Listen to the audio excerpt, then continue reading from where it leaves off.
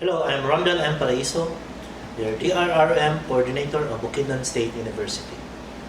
I started my volunteer works in 2001 when I was still teaching NSTP under the leadership of Engineer Jerome N. Ramirez. I was one of the first batch of teachers handling the LTS group. My volunteer work involves volunteering to community activities and mobilizing volunteer groups in various sectors of the community. I started working locally with the NGOs of Malaybalay.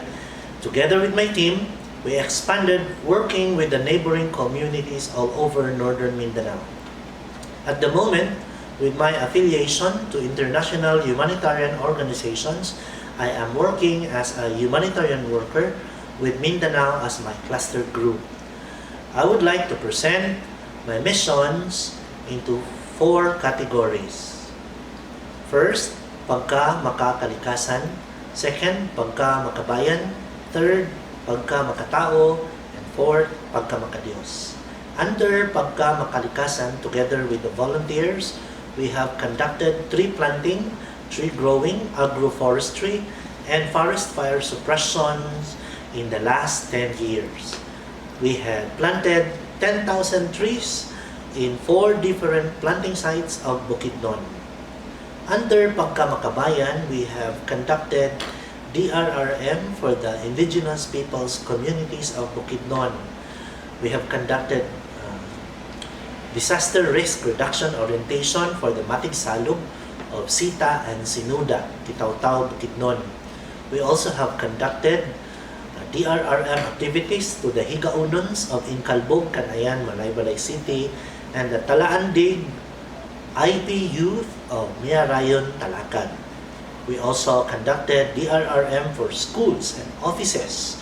In Malaybalay, we have conducted around 7 DRRM orientations to the government offices, 19 DepEd schools, private schools, and some SUCs in northern Mindanao.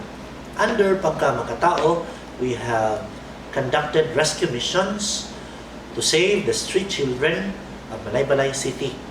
We provided them, together with the NSTP students, basic literacy courses to prepare them for their enrollment in the ALS program. And successfully, after graduating, we enrolled them in the mainstream education. We were also successful in providing them foster families. They are our first group of volunteers for Rescue Kalye. We also conduct disaster preparedness for families, elderly, and the PWD sectors of Malaybalay City. Under Pagka-Makadiyos are our missions of hope.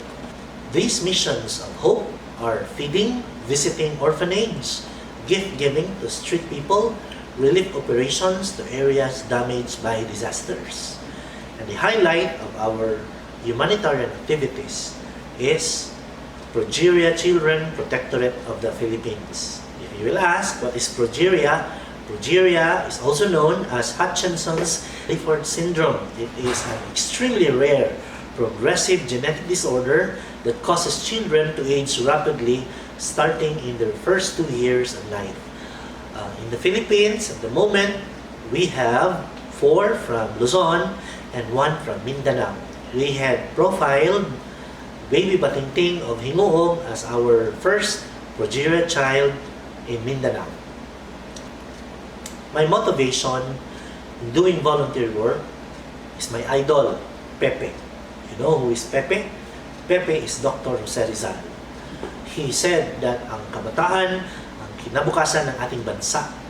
I truly believe that it is better to build a strong youth than to repair broken men.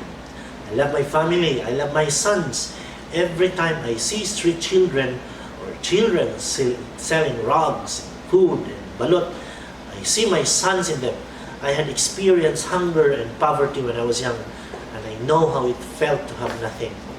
All young adults that I engage in my humanitarian activities, especially those who are in conflict with the law, are all product of broken families. That is why my heart is for these children. The little kindness that we give to them in most difficult moments in their lives will become good reminders, beacons of light to them, to choose to do good when they are in situations that they have to decide whether to do the right thing or not. If we made an impact, they will choose to do the right thing. I'm also motivated by the humanitarian code. Save lives, ease the pains of humanity, and bring back respect to human dignity. What I gain from the volunteer work? Honestly, it's grace. Grace from God. Doing humanitarian activities is a corporal work of mercy. Every inch of kindness we give to the least of our neighbor is a dash of grace from God. What do I mean by grace from God?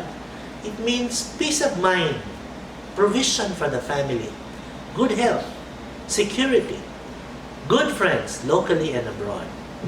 Doing good for others without asking anything in return yields showers of untold blessings. These are the things that I do not put in my accomplishment report at the end of the year. This is a perfect opportunity to thank the persons who taught me, molded me, and supported me in the various missions conducted. First is Engineer Jerome Ramirez, my NSTP coordinator. Dr. Jojo Saison of Project Michelangelo Foundation International. Mr. Enrico L. de Guzman of PMF Philippines. Dr. Ted Isguera of Israel Philippines. Dr. Beverly B. Vicar, who is always a call away when we have logistic problems. Thank you very much. To my fellow co-workers of Bukidnon State University, volunteerism need not to be grand and loud. Any little thing you do to help the least of our fellow men is an act of volunteerism.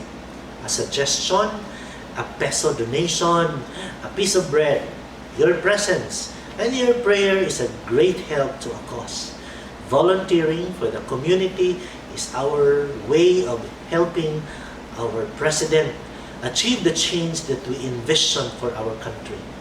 And to all the volunteers who are now working as disaster managers, rescuers, firefighters, military men and women, and social health workers, continue what you have learned and live the code as a volunteer.